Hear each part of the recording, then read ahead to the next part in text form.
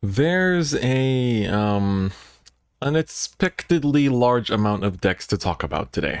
Welcome folks, today we're going to be doing the tier list for set 3 plus Fighters Collection. Yes, I know you guys have been wanting this for a long time, you know, it's taken me a little bit, especially because there's still quite a lot of decks in here that I feel like I haven't seen in ladder at all just because of the sheer volume of decks that has been supported in this set. There's generally just such an insane amount of decks that were supported. Old decks that like came back because they got G-Zone support because every single clan got at least 2 strides. A lot of really free-to-play decks that are genuinely really amazing too. And so like there's gonna be a lot to talk about today. And so I want to kind of try to keep it short for as much as possible, not to like talk too much about certain decks. But if you guys like these kind of videos, make sure to give them a like. And also if you haven't already, please do subscribe to the channel because it really does help a lot. Alright, so as always, we're here on the Japanese GameWith website where they post their tier list. Of course, I think, you know, with the sheer amount of decks, it's hard to really assess for everything, and I think that that is pretty evident from their deck too.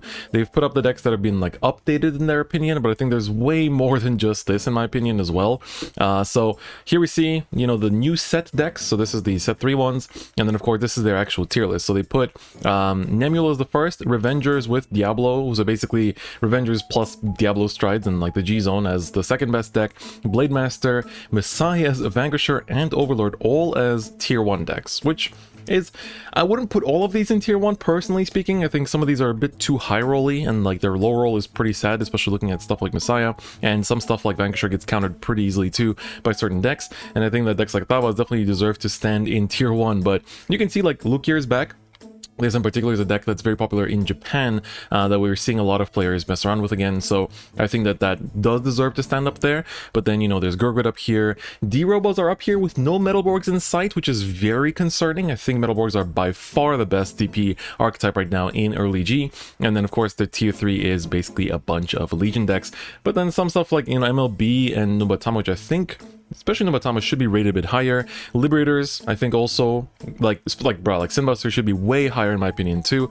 And then some of these decks are just unupdated, you know, I don't think they even have G-Zones in the deck profiles. But we see some stuff like, you know, Enigman, that is a new support. Tsukiyomi, which also got new support too. And then here we still see some stuff, you know, in tier 4 that unfortunately isn't too high. So that's the JP tier list as usual. We like take a look at the start, but now let's take a look at mine and how we rate things from my experience in ranked ladder and my experience looking at, you know, the kind of data that we've seen on Twitter and other social medias. So as usual, we have our categories here. So best decks, highly competitive, viable, struggle street, and underrepresented or good in theory, right? So one of the two. And so we have a lot to talk about. As you can see, there is a lot of decks that got support in this set, so let's try to get through it, right? Revengers, I think, are definitely one of the best decks after the new support from, you know, just from Fighters Collection plus the set 3 stuff. So Fighters Collection isn't as much of the support part as it is just set 3. Like Aura Geyser plus having, you know, Diablo support is really good. Strive Fighters, Countercharge RPGs, PBD Break Ride. So I made a video using like more like Revenger focus and like Mordred and stuff, but another build that runs around a lot is the PBD variant, which is like you ride PBD to search RPBA, which is the Abyss Legion, and then you have the option when you break right to kill 3 of your rears to basically give yourself guard restrict. But of course you can't do both that and Abyss at the same time because you need 6 rears, so the only way to do that is like with like Judge Bow stuff. But generally speaking, you only really like use that skill, or like you only really like use that skill in very certain matchups, I think. So you mostly just use the like Phantom Blaster, Dragon, Break Ride to search RPBA on ride, and that's it. But even with that, it's still like one of the best decks by far in my opinion. So that is kind of the new addition here, I think. Like Revengers, just getting an amazing G-Zone like obviously helps a lot. Chronojet, nothing much has really changed. It's still highly competitive. They basically got like 2 other tech strides, but it's obviously going to change a lot in set 4 with next stage coming out. That's going to be the big change, I think. But for the time being, it is still really strong. It's still really strong. It has the most amount of guard restrict, I think, from any deck right now, because you can basically hit with 3 guard restrict attacks if you have the right grade 2s and, you know, you're on Ragnarok or you're on Chronojet. So that's pretty good. You know, having all that guard restrict is definitely going to be very pesky for some decks to deal with, especially if they haven't been kind of like playing with that in mind throughout the game. So that's something that's definitely worth to point out. I think Allmal is also highly competitive, but I think if I was watching Zura's tier list as well, and he put it best that this is a very fair deck.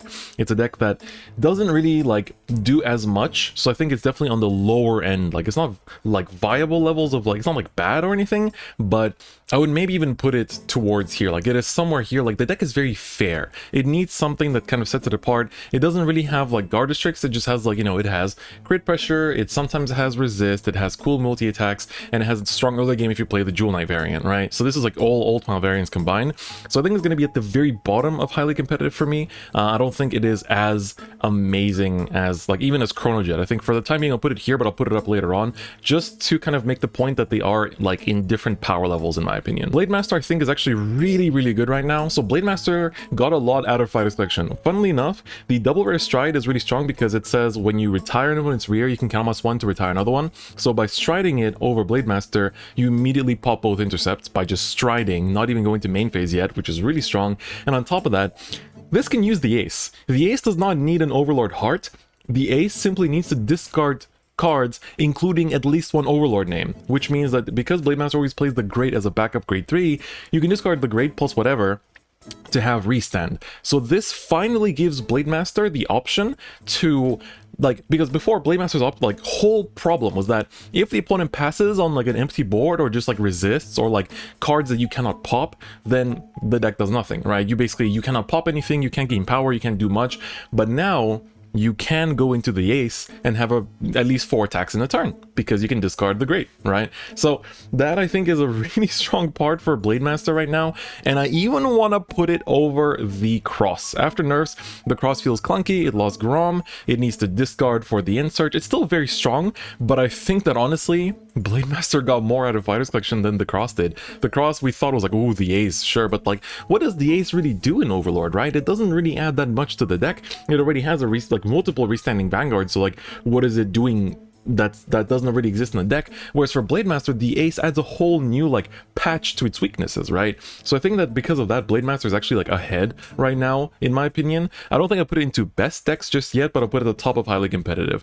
Then I think Victor is kind of similar. Like, these decks are again like just, they're not as strong as like other things get more and more support. Victor got cool retire, basically. It got the double rare stride that I think is definitely helping it a lot in being able to like clear stuff off of the board, but at the same time it's, I don't know, it feels like it's still, it's playing a very fair game plan, and it's missing some of those like the later on in G tools that it gets that allow it to be very unfair, right? You know, whether it's like all the different resist tools that it's going to get later on, you know, the favorite champ Victor, winning champ Victor, like there's going to be a lot of really strong Victor supports in the future that will make this deck really good, but for the time being it is kind of missing them. So waiting room for more good Victor support. Then Asha, unfortunately there's been no tournaments, so I don't even have a tournament section for it right now.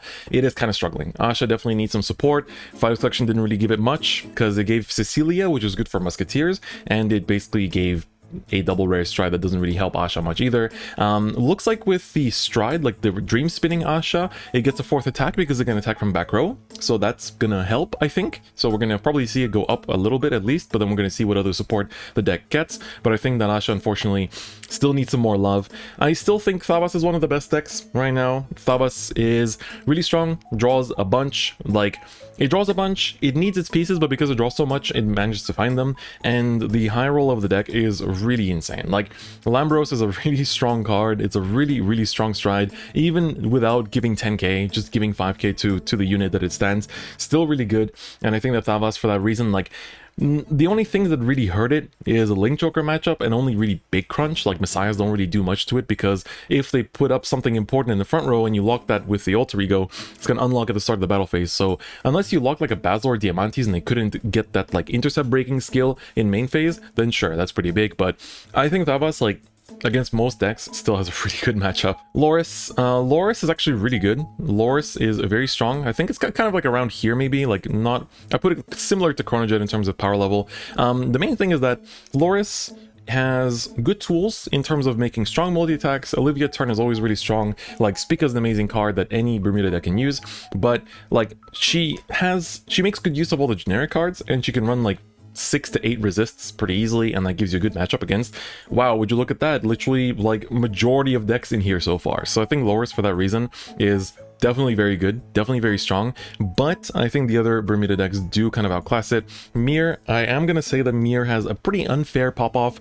Like, if you play the game right and you push your opponent to 5 and then you go for the big Mir break ride combo, it's pretty insane. Like, it's really hard to survive that, in my opinion. And so because of that, I think that like Mir deserves to be at the top, but I don't rate it as high as these two decks personally. I don't think it's the best deck, but I think it is definitely up there. So I would say, at least to that extent, I think it is a very, very strong deck. Then Vanguard, I think, again, it's like kind of up here, I would say, because I think Blade Master slightly outshines it still, but Vanquisher, like, there's been a lot more Legion decks now, because, you know, like, stuff like Metalborgs is popping up, stuff like Revengers is popping up, and this just eats Legion decks alive, right? Because they have to play super carefully to not lose their drop zone, right? In order to actually be able to Legion. And so if you only play against Legion decks, it's like, boom, fantastic. You know, if you only play against decks with no resist and Legion decks, best deck in the game by far. But if you play against, you know, players that tech for the matchup, because people run resist units because it shuts down Vanquisher, and, you know, they don't really have much removal outside of that. Like, they have to go for, like, either they play the Brawler version or the Vermilion version to clear the front row somehow to get more attacks into the face, but even then their rearguard power struggles. So it's a little bit, I don't know, like, I think Vanquisher is really, really strong because it has amazing matchups against certain decks, but some decks completely shut it down, and I think that it is definitely leaves things to be desired for the time being, but future support will hopefully help that and just give, you know, more payoff for Thunderstrike too. That's something I think a lot of people are waiting for. Claret, good God, Claret is not doing good. We just need Doomed. We just need Doomed. Like, please keep Doom's skill as it is. It's still a gacha retire. Like, even when Doom gets added in, it's going to be a gacha retire. Like, you have to reveal grade 1s to pop. Let him pop front rows, because Clara can only swing 3 times. There's no multi-attack in this deck. There's no removal in this deck. All it does is knock deck out and plus a bunch. Like, it's just OTT. Like, it's just OTT with, like, 10k in a crit, which Imperial Daughter has. Like, I don't know, like, Diablo Stride, which is super nerfed, so it's not even as good as before. Like, I don't know, man. Claret needs help. Please, someone, you know, 1 like equals 1 prayer for Claret. This man is just, oof, like, really, really struggling, really struggling. Then I've put up Diablo, like, the Phantom Blaster Dragon Break Ride. Now, this is basically any deck that uses Phantom Blaster Dragon as, like, a centerpiece. So this is either, like, the Revenger version, but we've also seen people run this with Spectral Duke. So I think with Spectral Duke, this is actually kind of funny. I don't think it's great, but I think, like, anything, like, not specifically like Revengers, obviously, like, if we're talking about the Revenger variant, it's like it's literally this deck, right? But if we're talking about, like, non-Revenger versions of PBD, I think it's viable. It's kind of funny. Like, Spectral Duke PBD is pretty all right. Like, it's just kind of like there. I don't think it's, like, super great, but it's a funny little deck. Maybe it's not as good, like, it's kind of down here maybe, but it's a funny little deck. It's cool to experiment with, let's say. Then Diablo. Now, Diablo, I think, also would like some future support. With Phantom Blaster Diablo getting nerfed so hard, unfortunately, it's just, you know, the deck is not as unfair as it would like to be, and so I think it's kind of here. It's like maybe down here or something. Like, it's a similar tier as these decks, to be honest, where it, like, Phantom Blaster Diablo is still a great stride, and Orgeyser will carry you and, like, give you a bunch of resources, but it just feels like you're missing something. Like, it feels like Revengers are just doing everything you do, but way better. That's about it. Like, I don't know. The deck just feels like it kind of lacks gas right now a little bit. And honestly, it feels like it's more so around here, personally speaking. So I'd probably put it around there. Gurgit has quite a few different versions of the build, but I think you kind of have to play Pelennor in most of them to make it be good. I don't think it's highly viable. I think it's around here, maybe, like somewhere around here. Like, it is good, but it does want more pieces. Like, it wants more support, some of the better strides, to be honest, because right now, like, your first stride is either the guy that sets up GB2 or it's Campbell, right? So those are fine. Or it's Scorch Point if you have like Quills and you're ready to do a bunch of combos mid-battle, right? Because that'll power up your field, you can push your opponent. But then it's like for the kill turns, what are you going into for the kill turns? Are you going to Scorch Point again for like the power? You're basically relying on Quill to sack you a Pelennor. And like, I think when we get Glorious Raining or like some of the Gurgwit strides, much better. But for the time being, it feels like Gurgwit, it's a cool deck, but it has two issues that like its G-Zone is kind of whack. And on top of that, the biggest problem I think is that it just decks out really easily because you're always like calling stuff and like milling stuff for Gurgit skill, and you don't like, the only way to keep yourself afloat is literally riding Pelennor and using his Limit Break skill, which is kind of odd, right? So I hope that we get some kind of support that keeps the deck afloat in terms of that issue, because you know, some of the future support, I guess Glorious Raining really does help a lot with that, but for the time being, we just gotta wait. We gotta wait until set 8, I suppose, for Glorious Raining to come out there. Then, Messiahs. Messiahs, I want to put around here. I think that when Messiahs pop off, they are really, really strong. I think that when Messiahs pop off, they're borderline unstoppable because they just get so many attacks, you know, they control the board to some extent, and, you know, they can use Big Crunch to lock entire columns, which is pretty good, but can be played around. Resist does ruin Big Crunch, so I think it kind of like, it's similar as Vanquisher in terms of power level, I would say, but it needs just a little bit more. Exilix will definitely help. If they keep Exilix's skill, that's gonna help a lot, because suddenly those like soft blocks turn into retires, so you actually like open up the front row like that, and you can just like continue bashing, and they have to like really just replace those cards and not just keep them until the battle phase. So I think Messiahs will get even better in the future, but for the time being, I think they do need a bit of help. All right, moving forward, now we're gonna go through a bunch of fighter selection decks. There's really a lot of them to talk about, but sadly a lot of them are either underrepresented or they're just like okay. Like for example, Celestials, as much as I love Angel Feather, feels okay and feels good in theory, but you definitely don't run into this on ladder that much. I think that, like, I don't know, I think right now Celestials, they have the sole plussing that they have is through their Legion, and like I guess through their Break Ride, I suppose, and like the Stride also pluses, which is good. But in order to get, like, you get her static crit and you get like some amount of like power-ups going around, but you're still very much relying on like pretty fat counterblast skills for the multi-attacks and the kind of scaling to front row buff, which if I remember correctly, the Stride doesn't really give enough of that to push your point as much as you would like to. But that's like, again, it seems good in theory, but it's really not popping up as much. Azel, I've seen a few times, and I don't know where to put it. Like, the deck feels like when it high rolls, it's insane. Like, it's like, but when it doesn't, and you just like don't draw Wonder Azel, it's like here, I think. Like, I personally think it's like somewhere around here.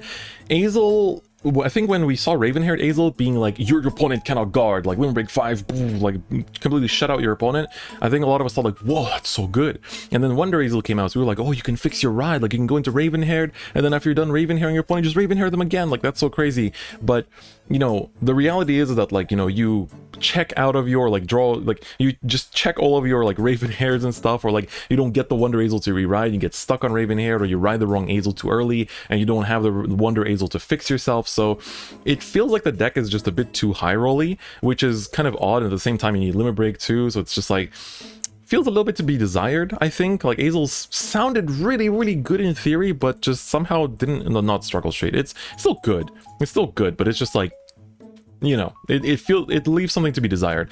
Tsukuyomi, I literally haven't run into a single Tsukuyomi player this entire time. I don't see anyone playing this deck. I don't really know how to rate it. Like, it seems good. It sounds good, but at the same time, it still hasn't really patched up its issues from the past. So, seems good in theory, but is it really? I don't know. It's hard to say.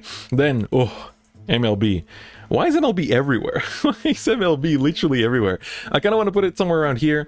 I think MLB, it has the tools that it needs, I suppose, and especially going first, it can kind of roll you, like go into MLB, set up the crit, and then it can use a lot of like it can use Madu to keep cycling back grade 3s for Stride Fodder, and you know, just the Religious Soul Saver basically gives you Soul Saver plus MLB skill in one card, which is pretty good, right? It's pretty good because you get to, you know, set up the crit, set up the power, push through defensives, blah blah blah. But it's still MLB, right? It doesn't have anything super unfair about it. It's just kind of like more high rolly than Alt Mile, so I don't know, maybe even put it around here.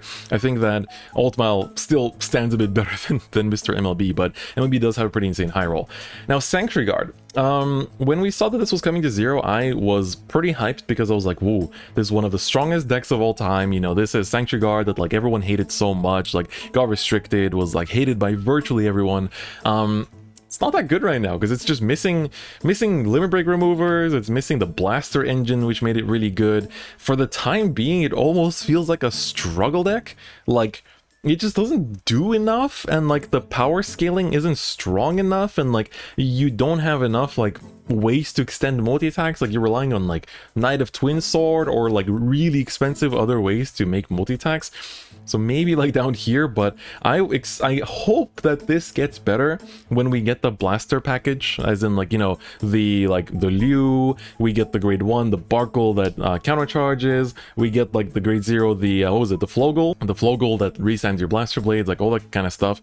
I have high hopes for Regalia getting better. It's just sad, like this deck was such a dominator. I kind of wanted everyone to experience like the pain from back then, but sadly it didn't really come to be much. Yggdrasil also feels really just fine. Like Yggdrasil basically got a stride, and it just feels fine. It feels decent. It has guard restrict. You can use it with Minerva too.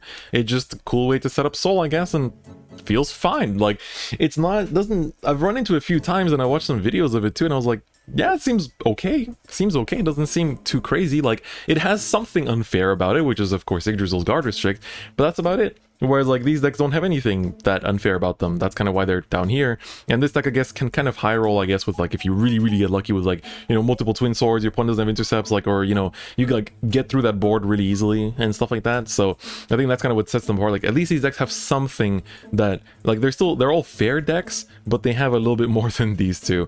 Tachis I haven't really seen much, but in theory they seem kind of good. I don't know how to rank the stuff that's underrepresented, but seems good in theory. Like it has cool multi-attacks, it has a lot of like, you know, power pressure as well, so seems good in theory, but hasn't really come up. I've never seen it in ladder, but seems good in theory from like what you see of the card effect, so I would assume it would be pretty good. Then Nubatama, surprisingly, like I almost want to put it up here, to be honest. Like it's kind of tempting. I think Nubatama is actually really good. I didn't expect it to be like this because I don't know, like the deck doesn't have much draw power, or any for that matter. Like it really lacks in that department, but when like you can be pretty unfair and like steal your opponent's stuff from very early on, and then the strides just keep binding your opponent's hand more and more and more. Like you keep ripping stuff out of their hand, and like it can randomly steal games very easily. And on top of that is just like the amount of like hand bind pressure you have is actually really high. I think it's pretty good. I think it's genuinely not a bad deck whatsoever, and so I'm actually thinking like, do I want to put in highly competitive? Maybe not to that extent, but is it better than Grogrit? I don't know. It's kind of like in this pile. Like this is almost like a tier of its own. I almost want to make like these 5 a tier of their own because they feel better than this at the same time, you know? Maybe let's do that. There we go. We shall do this. You know what? No, MLB gets to sit here. MLB gets to sit here. He gets to be with the cool kids. There we go. We added another tier. We always add more tiers. Like, I don't know. It like this just feels like it's one level. Like these decks over here just feel like they're one level above these ones, in my opinion. But then going on, we have Brawlers. I think Brawlers are probably up here, to be honest. They basically went back to what they were pre-nerf, just minus Rising Phoenix, I suppose.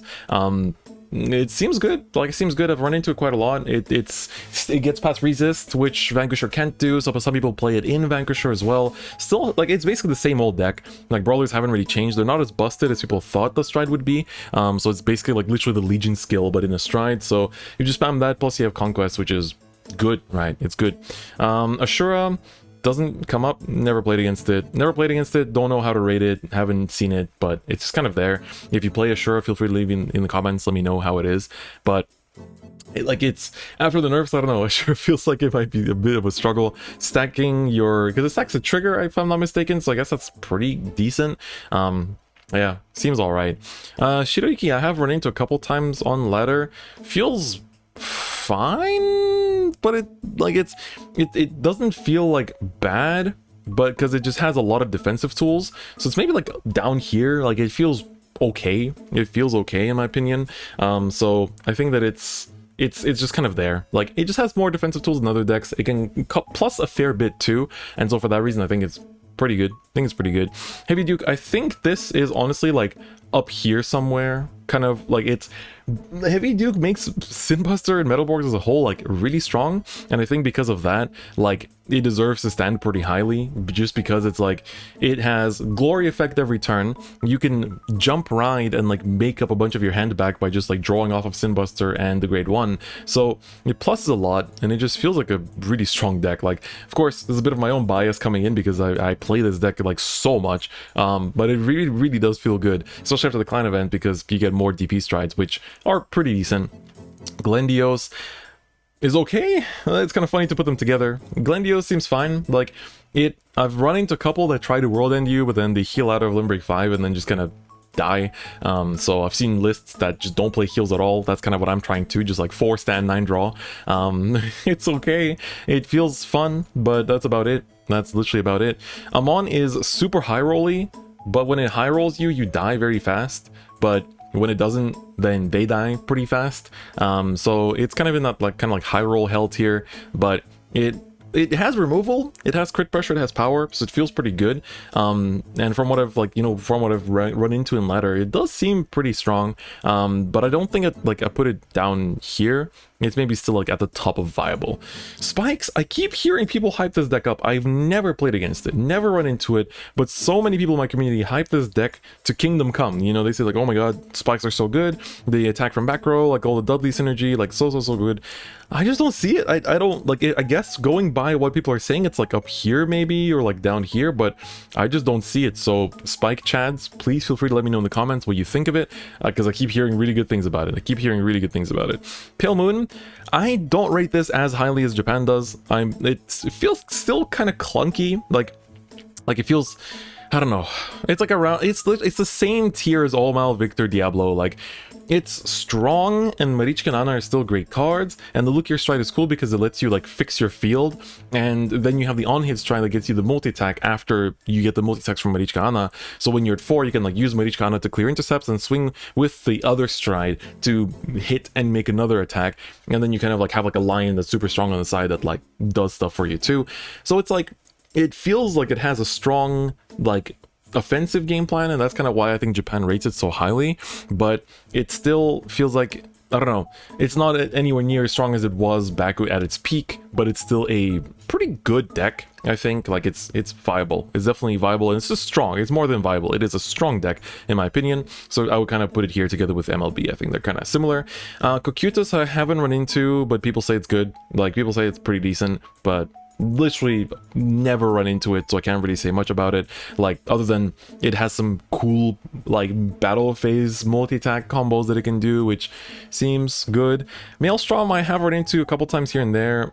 Feels like around here, to be honest. Like, it just same old Maelstrom. Like, it still does the same old Maelstrom stuff, just better. So I think that, you know, Maelstrom definitely isn't Thabas in my opinion. It's night and day difference in terms of power, but probably put it around here somewhere. Bugs I rate pretty highly. I think bugs are actually really good. Like, up here maybe, kind of together with Gurgwit, like maybe even a bit better than Gurgwit. I don't know. It's the only bad thing about machining is that it is gated by its costs. Like, every Vanguard stun is CB2, which it probably should be, right? If it was CB1 like in the TCG, probably would get a bit too annoying. But a lot of players just aren't prepared for it, and so they just kind of die to it, which is, I mean, good if you're a Mega Colony player, right? But I think if it wasn't CB2, I think it'd be a bit unfair, and so for that reason, I think it's fine to have it here. Cecilia, I feel like in theory is also really good. I feel like it's also really good in theory, but literally never run into it, although it's a deck I would like to play myself too. Musketeers have a lot of cool tools, but again, they still kind of lack the, like, Neonectar as a clan just kind of lacks pressure, I feel like, and that's its biggest issue. Leopold I have run into a few times, and it is pretty strong. It has really consistent multi-attacks. Like, it's always hitting you at least 4 times by the time it reaches turn 3. Draws a bunch. Feels like it's like around here maybe, like, just, it's viable. I think it's actually like kind of slept on. I haven't really finished the deck myself, but it seems good. It does seem pretty decent. D-Robos, you guys have seen through my videos, have been very popular, and even though they run grade 3 heals, like they can recycle them with stuff like Dijet, I think, see, my bias goes here. My bias puts it over here, but being realistic, I think it's like on the border between this, like top of viable and bottom of here. Can I let my bias put it here? Can I do my boy a solid and put it down here? I don't think it's as good as Metalborgs. I think this is really, really, really good. But it's like about as like, it's kind of like MLB, you know? It's like, it's got a little high roll potential. It's got really good high roll potential, actually. And it just kind of like destroys decks here and there, like for no reason, you know. And it's just, we can let it be here, right? Sure, that's okay, right? Yeah, that's okay. Okay, good. Yeah, unfortunately, Enigman though can't say the same. I felt like Enigman, when I saw the effect, I was like, damn, they buffed them. They seem so good. Like Vanguard restand, that's insane. Didn't amount to much. Power's pretty low. Like, doesn't really do that much, which is unfortunate. I don't know, I kind of had really high hopes for Enigman because it just seemed like from the effects really, really good, and you could do like Laurel stuff with them, but in the end, Metalborgs and D-Robots just feel way above, so I don't know. Doesn't seem like... That didn't seem that hot, unfortunately. Then Yasuya, the most recent clan event. I rate this pretty highly, personally speaking, because Homura Raider is really easy to set up. The stand trigger is really good. Yasuya sets up field pretty easily, and like the back row attack stride is also really nice from Fighters Collection. So I kind of want to put it like here at least. Maybe it's pretty good. Like honestly, I think Yasuya is pretty good. Like it is piece reliant, so I think maybe that's its biggest detriment. So I kind of put it around here. Like, ironically, this is where a lot of Fighters Collection decks go, but I think Yasuya is not bad. Like, I think if you're a dedicated Yasuya main, you can definitely make it be, like, up here, if you dedicate to it. So I think it is actually pretty damn good. Now, Liberators. This one is, like, I never run into it. Never run into it, didn't build it myself, but apparently everyone finds it super good because it's Liberators, which were a good deck before G, with a G zone, which obviously makes them be able to fight on an even platform. The cool thing is about Liberators is that the Garmor Grade 3, right? The Garmor Grade 3 that gives your whole field like cannot be retired works with strides. So what you can do is you can ride it, give everyone cannot be retired effect, and then stride over it, and they keep that effect, which is pretty damn good. So I think for that reason, it puts them in a pretty good spot. Like, from what I hear people talk about, they are up here, more or less. Like, strong point, like kind of, you know, this is kind of like the I don't know, like upper echelon, I guess, of like they're good. Liberators are good, right? So they are obviously very, very strong. And then finally Nemuel, which is, surprise, surprise, still the best deck.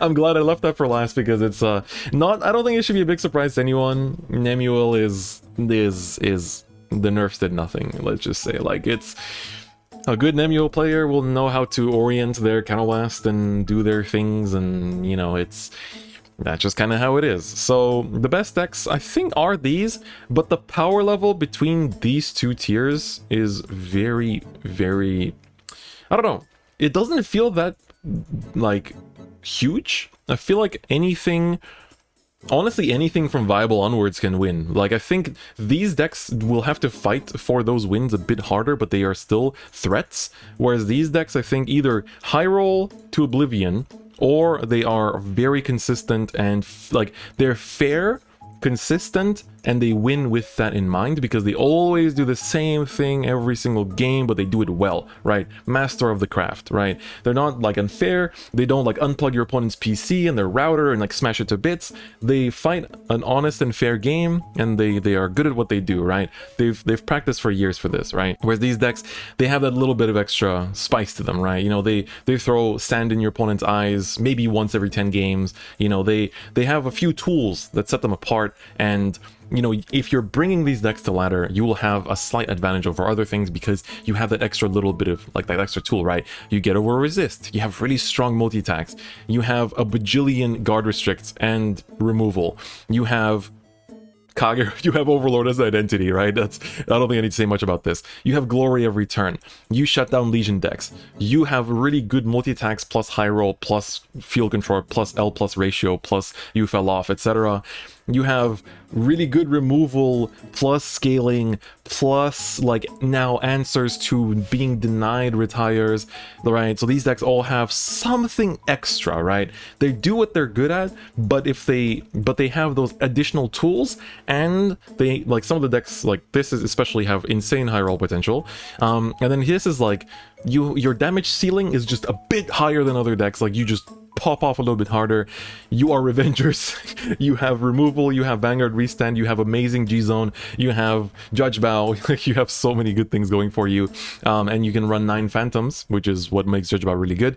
You are the greatest high roll deck of all, and you draw a bunch and you have good pieces, but you get shut down by certain matchups. And then you're Nemuel. Nemuel is just kind of her own thing, right? Please nerf, please nerf. I think that's the one deck that a lot of people would like to see knock down a peg for sure, because the nerfs didn't really do much and they do need to kind of address it. So I think honestly, like, I would like to know more about these decks, so please in the comments, for anything that's underrepresented, please, like, enlighten me and the viewers, right? For the people watching, look out in the comments for people to help us understand these decks a little bit better. But unfortunately, I think these 3 decks definitely need support. Like, this and this will get support next set, and they'll probably go up, maybe even to highly competitive, maybe even best decks, who knows, like, we'll see. Okay, I have doubts for Clarity. It'll go up somewhere, but it's not gonna go super high. Enigma, sadly, I don't know. Enigma definitely needs some help, but DP support isn't coming for a while, so it's going to be sitting in here for a little bit. But I won't be bringing back, like, I'm already going to give you a disclaimer, I won't be bringing back all of these decks every single tier list, right? This was a lot of them, and like, chances are this entire viable tier might disappear, but you guys can rest assured that chances are they will stay viable for a very long time. But I don't want to go through this explanation every single month, because of course a lot of these decks are just going to be there, right? They're going to be there, you're going to run into them in ranked, but their popularity might increase, might decrease. Like, it's just the usual story, right? Whereas these decks I hope to find out more about and maybe position them differently, and so maybe next time we'll pick up from this list as it is here and then include the new things and like rearrange the positions and stuff like that, so that way we don't have to spend so much time talking about like where everything's placed. But if things are still in the same tier as they are before, we don't need to even talk about it, right? You can see the decks where they are and we don't need to even address it, right? So maybe we'll do something like that. But yeah guys, this is it, last tier list for Zero of the year. It's been a great year for Zero. Well, it's had its ups and downs, that's for sure. Like, it's overall though been a great year. Like, to think that we started the year with the Daikaiser set, like, you know, Daikaiser, Chaos Breaker, like all that stuff was still 2021, which is insane to think about.